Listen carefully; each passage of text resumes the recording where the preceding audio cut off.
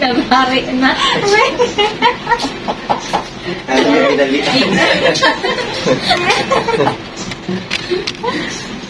Hindi na ganyan. Third So, ano po, magaan-gaan din. Maganda. Opo.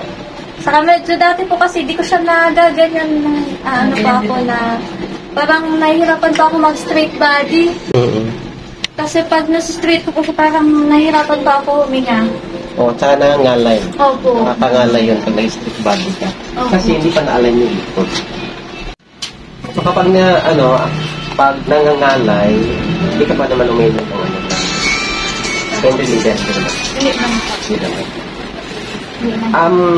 Anong pagkakataon pag naramdaman mo yung pangangalay? Pag uwi mo sa school or anytime ba na nangangalay ka? Ano po, pag halimbawa nagbubuhat po ng bag, tapos kunwari, pag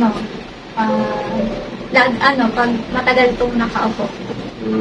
Tapos, minsan po, dati po, usually dati, pag halimbawa matagal pa ako nakaupo, tapos hihiga, parang masakit po sa likod.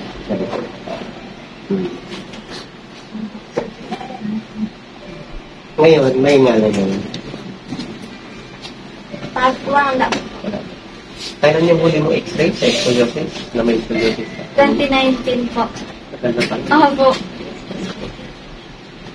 Tingnan natin ngayon, kapag nangangalay ulit, may x-ray.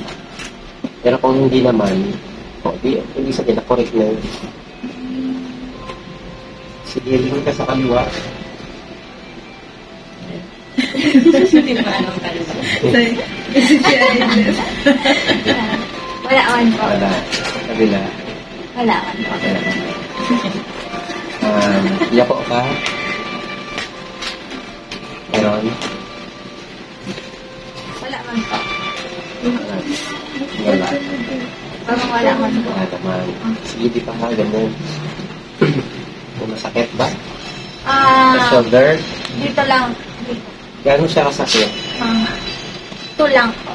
Oo. Ganyan. Wala po. Kahit mo ulit. Parang wala po. Ganyan mo. Meron? Dito po ulit. Ilan? Mga 3 po. 3. Ganyan mo. Please ka sa kaliwa. Meron? Wala po. Kabila? Konti lang po dito. Mga 4. 4. Sige, upo ka tayo ka na. At ganyan. Pwedeng i-bend ng konti. Meron? Hindi abot.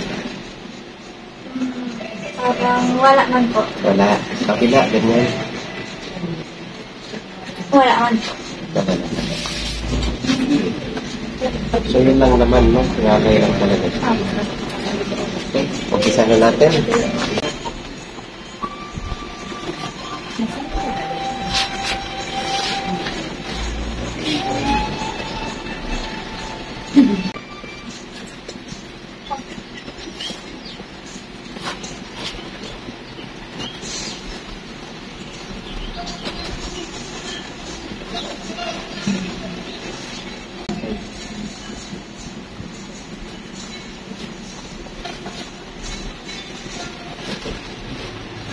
Kung magpagdating.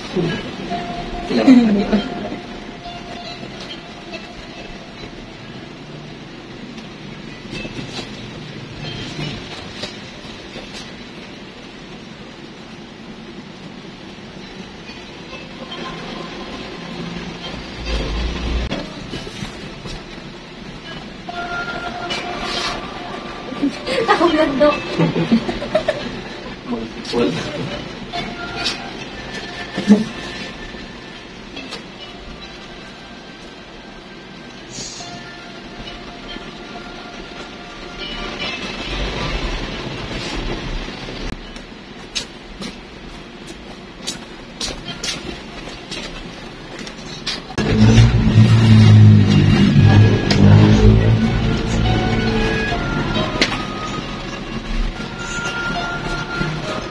Ganyan natin.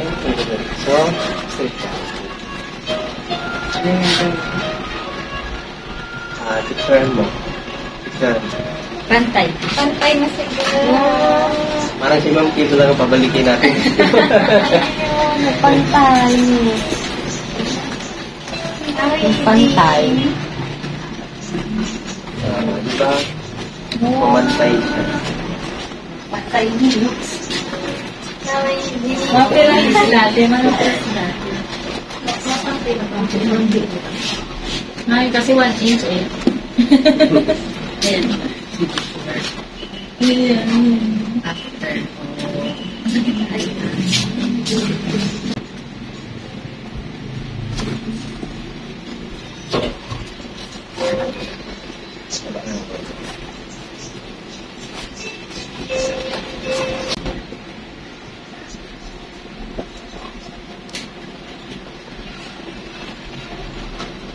Oh. Nabari na. Ano yung dali?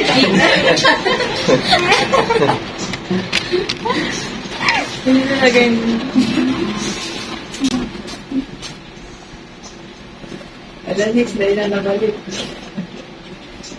Hindi na pwede dito. Oh. Yung pa din.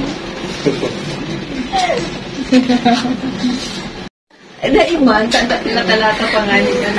Baka inamag na mag-aas yan. Daiman. Hindi po. Walang mga kapit dito, mga ano. Mga goma. Anong pulsa? Dapat nag-gymnas na lang ito.